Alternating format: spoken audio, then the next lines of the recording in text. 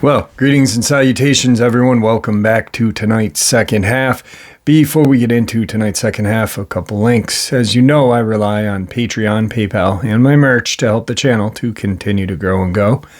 The links to Patreon and PayPal are in the description below. My merch is displayed directly under the video. Also, Dogman Frightening Encounters, Volume 1 through 3, the audiobook versions. They were written and researched by Tom Lyons, narrated and produced by me, Jeff Nadolny. Those audiobooks are available on Audible, Amazon, and iTunes, the links to which are also in the description below. And finally, last but definitely not least, if you'd really like to help support this channel to continue to grow and go, simply subscribe, click that like button, and please leave a comment. It really does help, and guys, it definitely matters. Now, everyone, I have taken far too much of your time. Let's get on with tonight's second half. Shall we? Alright guys, I am going to throw in a video clip that I just caught. They're claiming that it's a Dogman pup. I'm not too sure. There's another video clip of it and it looks like it has bare feet like a human being with no hair on it. I don't know, but it is pretty freaky. So let's check it out and then get into the encounters.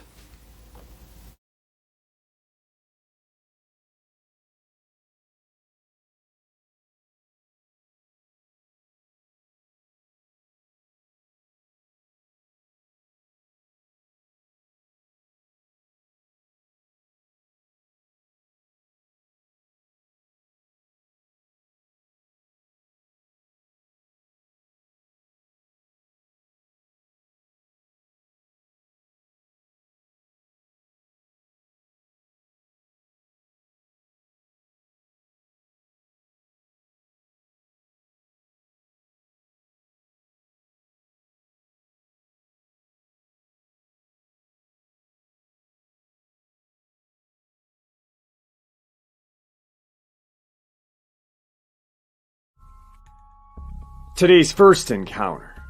It was the winter of 1988 when my mother and I were driving home from the grocery store and saw something we'd never forget.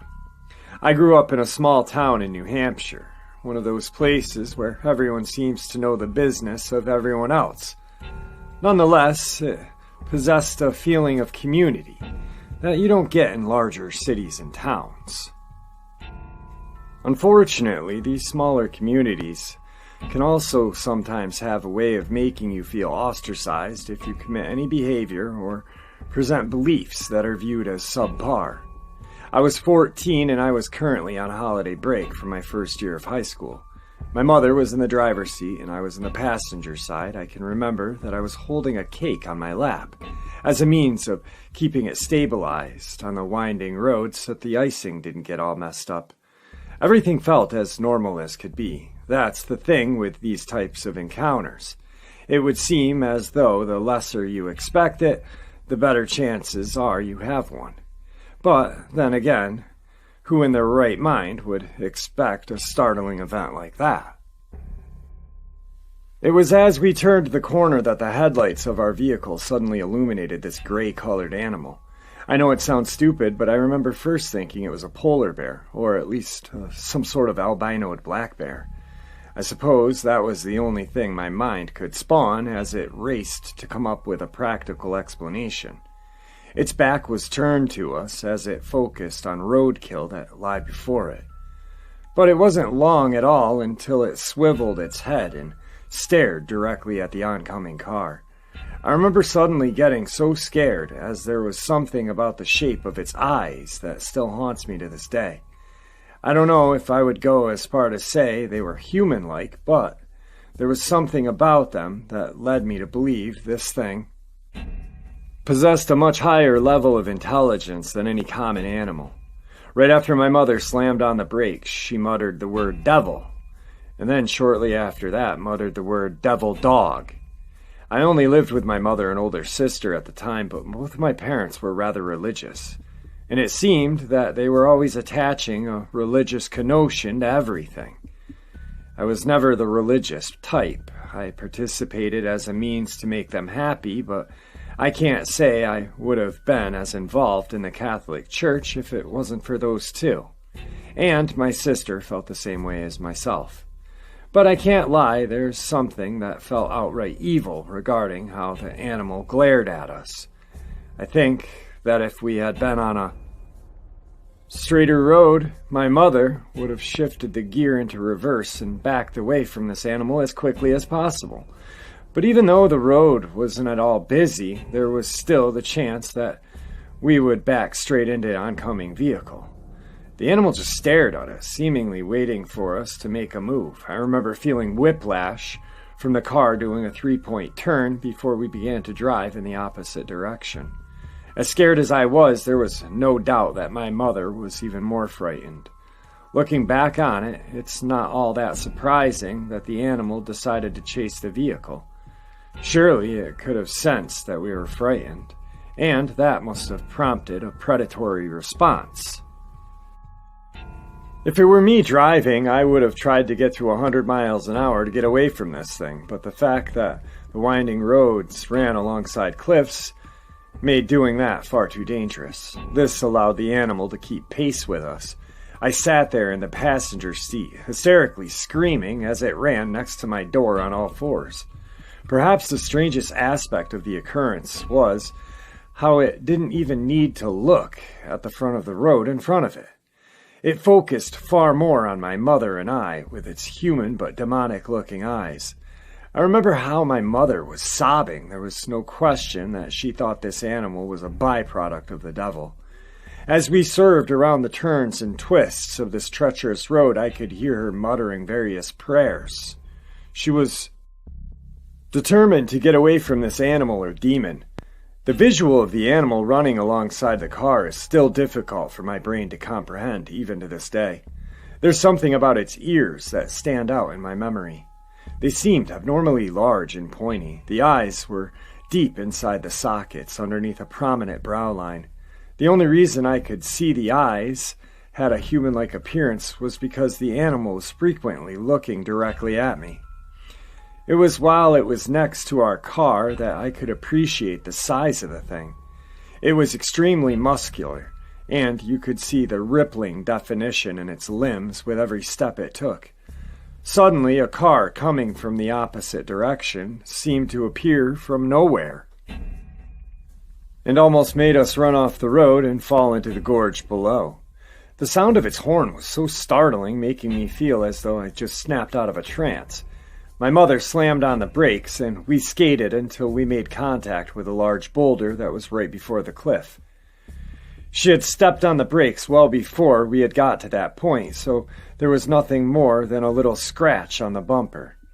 Whoever was in the oncoming vehicle didn't care to stop to see if we were okay.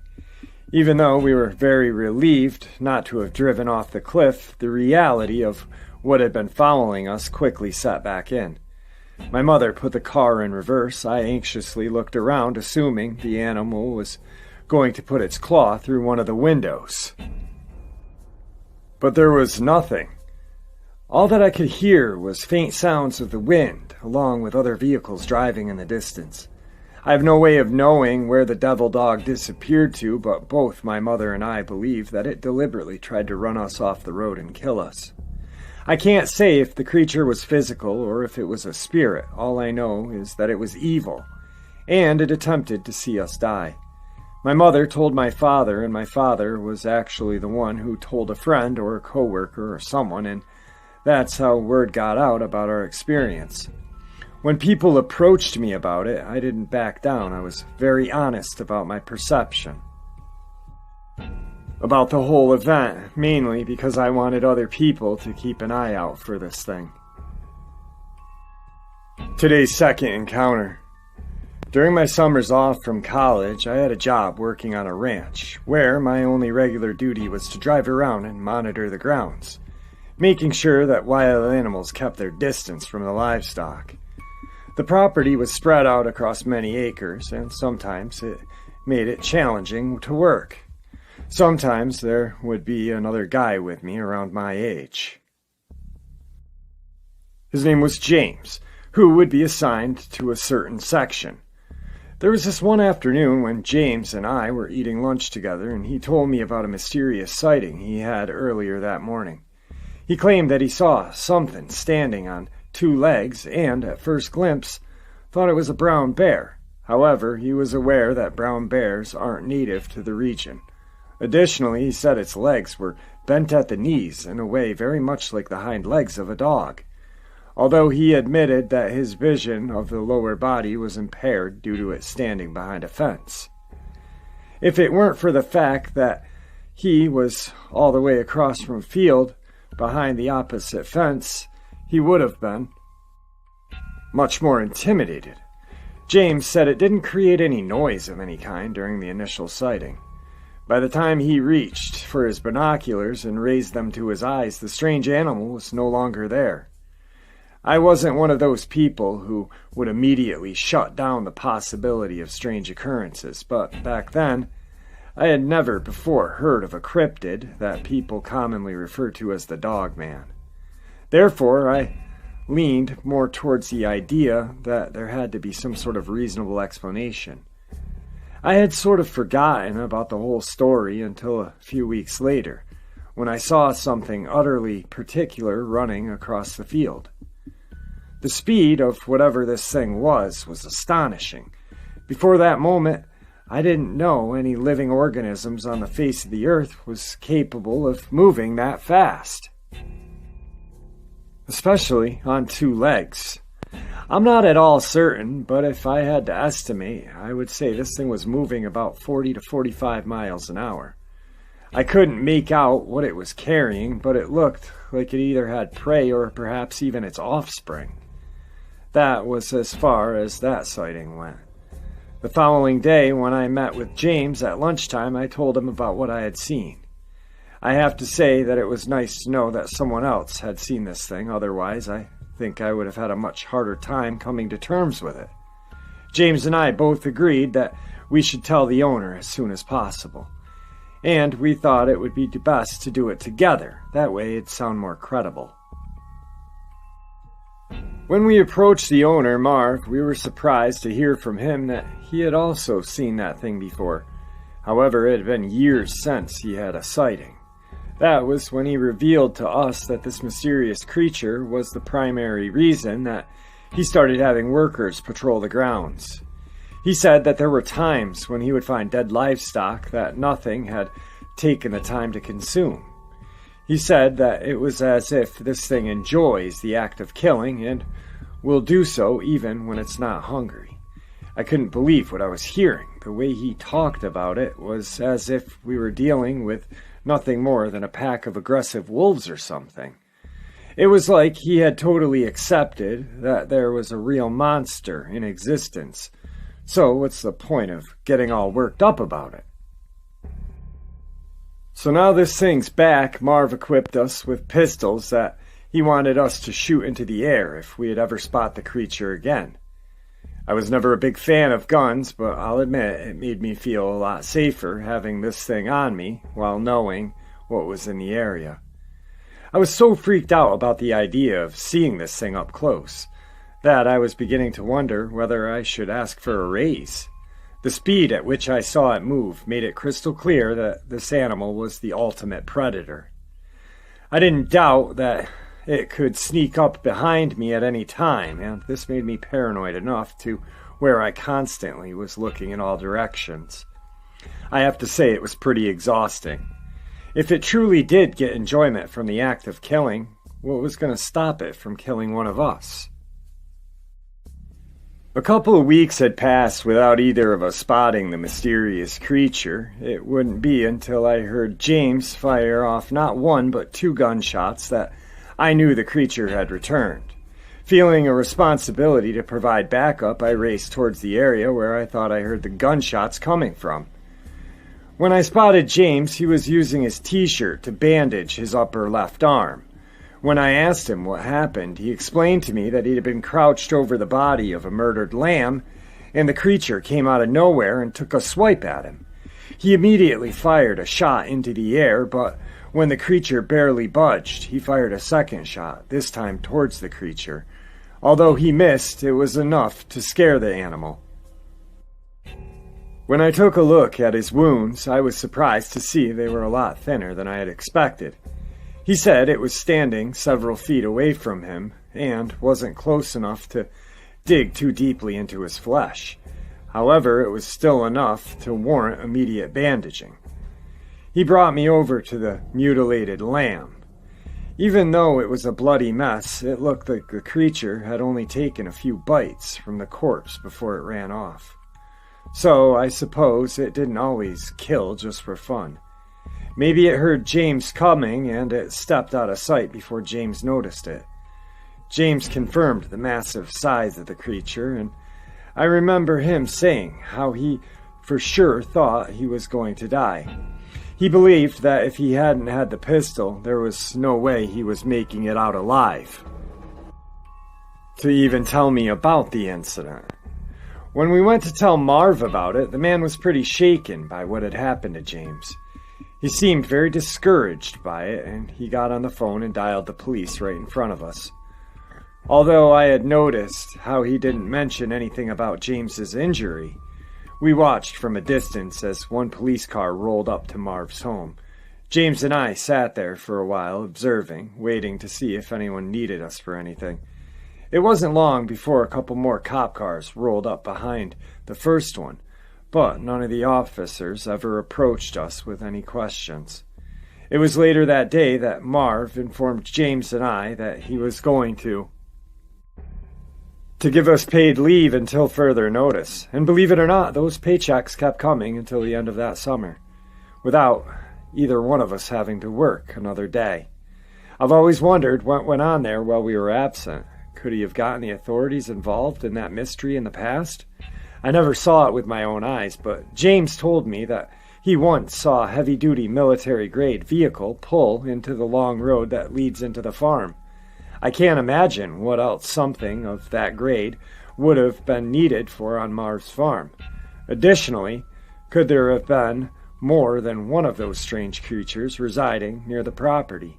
Marv never mentioned seeing more than one at a time, but he was also very vague on the subject when we spoke about it. It seemed to me that he himself had a difficult time accepting that these creatures are real, regardless of how long he had known about them.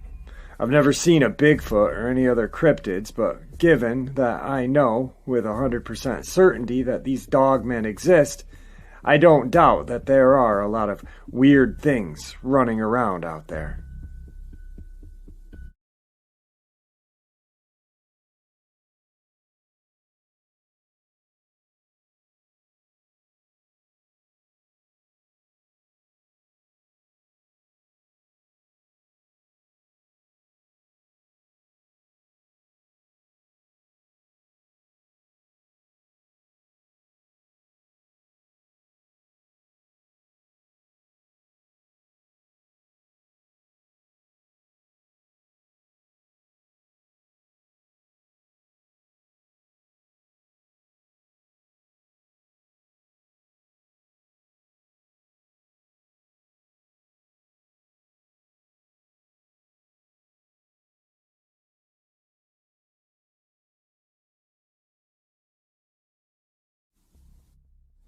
Today's first terrifying part of the upload.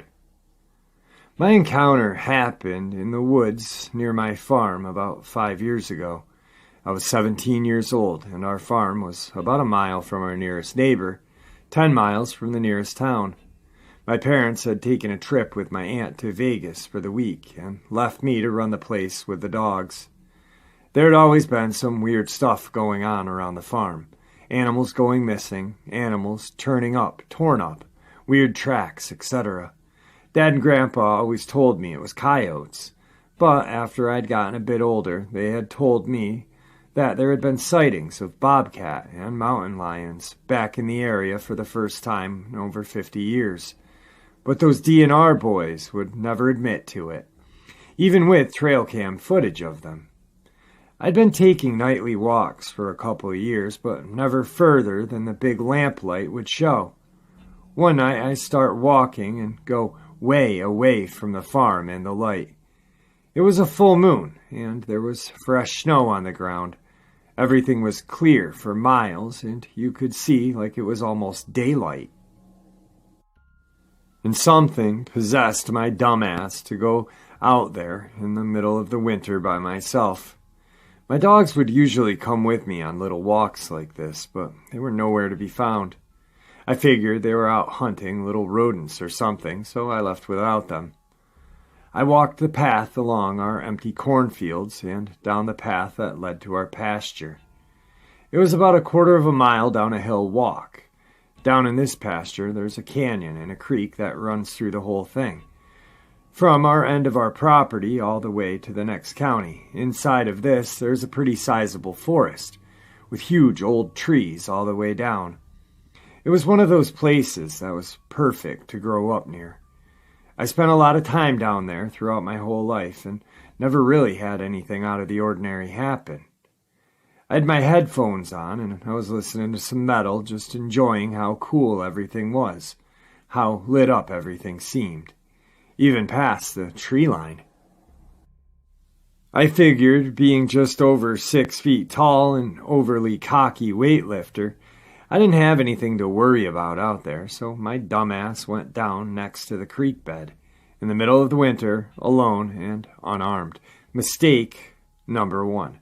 I followed the creek for quite a ways until I ended up at a part of the bed where the banks and the walls of this little canyon were too angled to climb up, and there weren't any paths out. I stopped for a bit and watched the moon and the stars, just admiring it all. Don't think I'll ever forget how pretty everything was. About that time, I ended up turning my music off, just to take it all in. I guess it wasn't cold enough for the creek to freeze all the way, and every little sound out there in this place just echoed on the top of the little sounds of the running water. The whole place just made every one of my senses feel exaggerated. I stood there for a minute or two, when I started getting this horrible feeling in the pit of my gut, like the most terrible thing in the world was going to happen at any second. I looked around a bit, didn't want to freak myself out over nothing, so I gave it a little bit of time. That was mistake number 2. I should have just walked out of there. Now at this point, I start hearing something moving through the snow and the brush on the other side of the creek. I'm pretty sure if it had been any other time or place, I wouldn't have even noticed it. It was so damn quiet beside the little trickle of water. I started to look around and spotted a little bit of brush moving a few yards from the other side of the creek bed. The only sounds were those exaggerated, amped-up steps, causing the thin coat of ice to crack and snap on the long grass near the shore. I won't lie, every horror story or terrible thing I had ever heard about ran through my head, and I ended up just getting stuck there, unable to move while this thing continued to creep out along the bank. I hadn't even seen it, and suddenly I just had the worst fear I had ever had in my life to this day. Finally, this thing came out, and by God, I almost pissed myself. This big black dog-looking thing came crawling out near the creek on all fours. It was so big, I don't know how in the hell it moved so quietly. It kept walking along in the open before it stuck its muzzle down into the creek and started drinking. I just stood there glued to the spot. The whole place seemed to get darker with every second. About this time, I felt the cold for the first time that night, while this chill ran down my spine. Stupid me shivered. Mistake number 3. I had big copper buttons on my coat, and a couple of them brushed against each other. It had been such an insignificant sound down there. It seemed like I had hit tin roof with a hammer. This thing perked its ears up and raised its head to look at me. God, its eyes, I had never seen anything that green before. We stared each other down for a few moments, and this thing growled at me. About this point, I finally snapped out of it and began backing away, trying to get back out of this boxed-in space and away from this thing. This thing started to bare its teeth and growl more aggressively, and then I shit you not, it stood up on its hind legs, raising its front paws up to its side. Only they weren't paws, they were like hands. I thought I was going crazy or something, but I kept slowly backing off. Every step getting me a little closer to the path leading me out of the canyon and the creek. But even then, I still had a long way back to the house. This thing just kept watching me, like it wanted me to just back away and leave for the first few steps. Then it started walking along the other side of the creek, matching my pace, just slowly stalking me out. I'm shitting my pants and breathing heavily, but somehow managed not to lose my head and run. I think if I had done that, I wouldn't have made it out alive. Finally, I made it to the open area. Just had to get up this little hill and then make it across the pasture. Then it was only a quarter of a mile up another hill to home. I didn't turn my back on this thing and continued to back my way out and up the hill. This thing didn't seem to want to cross over the creek from the position it was at, but it kept walking. About the time I made it to the top and was looking down at this Dogman thing, it had made it to a more shallow spot at the creek bed and began to cross. At this point, I knew I had to pick up the pace. I finally turned and began to quickly walk to the pasture's gate as quickly as I could. I scrambled over the gate and looked back again. It was at the top on all fours again, still watching me with those eyes and teeth. All that was between me and this thing was a barbed wire fence, a panel gate, and 20 yards. That's when I heard the best sounds I had ever heard in my life. Loud padding coming across the field. All 3 of my dogs were coming full speed down the hill, raising hell. I looked back at this thing, turned, and stalked back down the smaller hill. I figured I was in the clear and took off like a rocket. I ran a quarter of a mile in nearly 4 inches of snow in winter gear. I passed my dogs on the way up, and they didn't stop or turn to meet me. They just bolted down the way after this thing. What felt like an hour of running up this hill, I made it back to my house, and almost passed out on the floor. I locked the doors and ran to grab something to defend myself. I figured that my hunting knives weren't going to cut it, so I went to the gun safe. The only guns in the house are great-granddad's old double-barrel 20-gauge and a 22 and an old pump-action Remington 30-06 pump-action with a box of 40-year-old ammo. That had a horrible jamming problem. I grabbed the shotgun and loaded 2 shells before shoving a couple of fistfuls in my pocket. I just sat there in the kitchen with the death grip on this gun for hours, before I finally heard my dogs barking outside the house. I looked out the window on the porch and saw all 3 of them without a scratch. I dropped down onto my ass and cried like a child, not sure what to think. I didn't want to go out there again, and didn't until the next morning. I stumbled out the door with the gun and looked around. My boys came up, panting with their tails wagging, and I loved on them and petted them until my body was numb from the cold. I made sure they got some hot meat that night as a thank you. I've seen this thing a few more times than this, but this was the first time. The only people who know about this is a couple of my closest friends. Hell of a story. I don't live on that farm anymore at the moment, but that thing turned what was a little retreat into a nightmare. Today's second part of the upload. Matranovax tree skinner. In Eastern and Central Europe, there is a well-known creature referred to as the European Yeti or the European Bigfoot. But around here it's known as the tree skinner or tree trembler. The cryptid is believed to be a hominid-type bipedal creature with a thin but muscular body, long limbs, shaggy and usually whitish-gray fur, and a monkey-like face. The skinny white creature is said to be 2 meters tall, mostly seen at dusk or midnight, sometimes around sunrise, but almost never at daytime. And when seen, it looks disoriented. Its howl, which has been heard on occasion, is said to sound like a thin scream of a woman turning into a death rattle.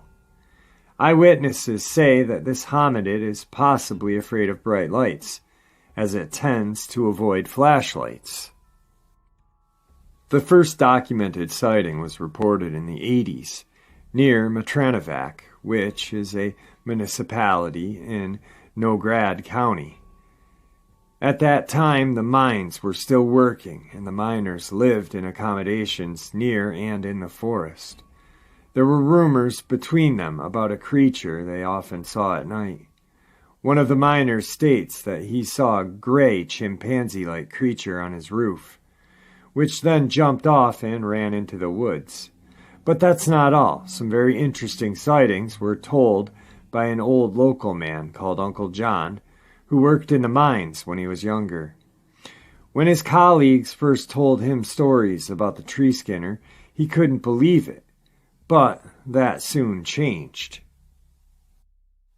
One night, Uncle John was walking home from work. The tree skinner jumped down from a tree, landing in front of him while screaming. Uncle John then bashed the creature's shoulder with the dull half of his axe, causing the creature to run away. Years later, in the 90s, Uncle John encountered the tree skinner again, during the night while he was at home. His Carolyn bear dog started barking, and he immediately knew there was someone or something outside. But he was not suspecting it to be the tree skinner. Uncle John went out of his home and saw that his dog had attacked the creature and even managed to grab it by its hand. Uncle John ran to help the hominid and yelled for his dog to release the tree skinner, after which it ran away. As it turned out, the cryptid was actually trying to steal chickens from the chicken coop. Now, let's take a few of the most interesting modern sightings. 1998, a school group was taking a trip near Sozorospastak, when at night the children noticed something climbing through the fence. The next morning the teachers complained because they heard something walking outside at night and discovered that a few chairs were pushed away and some clothes were taken down. 2001, a small group went into the forest at night for a deer dare when they saw the tree skinner scraping itself against a tree and then quickly ran away. 2006, near Nerid, a group on a camping trip heard strange sounds at night and decided they needed to check it out. After they walked into the woods, they followed the sounds and saw the creature on top of a tree about 10 meters away from them. It jumped down and ran away. 2008, near Matranovac, a group of friends went out at night to a nearby monument. While there, they suddenly heard dogs start to bark, so they ran out towards the nearby field. When they arrived, they saw the tree skinner walking into the forest. According to the eyewitness, the creature had arms so long that they reached its knees. 2012. In August of 2012, a witness saw and photographed the creature in Zitskatskeus, Hungary, while he was driving in daytime. The cryptid ran out onto the road and into the forest. It looked disoriented, mostly likely due to the sunlight, as their eyes are believed to be very sensitive to light. 2015, again the creature was seen and photographed in the daylight, this time by a couple who were walking their dog. The creature was trying to hide behind a small building near the woods, howled and ran off into the forest. 2019, in December, there was a report from a person who believes they witnessed the tree skinner in Matran Zanatir. There was a snowstorm in the day and the area was totally white. He went for a walk with his dog, a medium-sized mutt, in the forest, and when they finally decided to turn back, it was already Dusk. Suddenly his dog seemed to be scared of something or someone and ran away. The witness, standing there helpless for a minute, noticed that there was something about 30 meters away walking through the snow on 4 legs. At first he thought it was someone trying to scare him. So he yelled at the creature. After doing so, it started to run on all 4s, but then stood up on 2 legs. That was the moment he realized that it was not someone, but rather a something. At that moment, his wife called him on the phone because their dog was barking in front of their door, and she thought something bad had happened to him. The creature, possibly scared by the sound, took off back into the woods, leaving the witness alone. Finally, the last thing is that while you might think this is a new cryptid, that's not the case. For centuries, people in Central and Eastern Europe have mentioned beings like this in their folklore. In Hungary, people in Nógrád County told their children about a creature living in the forests called Koko. In Romania, it is known as the shepherd girl. In Slavic mythology, the creature is called Drakovec. Another creature, which could possibly be the tree skinner in other myths, is known as the Lashy. So, as you can see, this is not a new cryptid, but rather a creature rumored to have been around for centuries.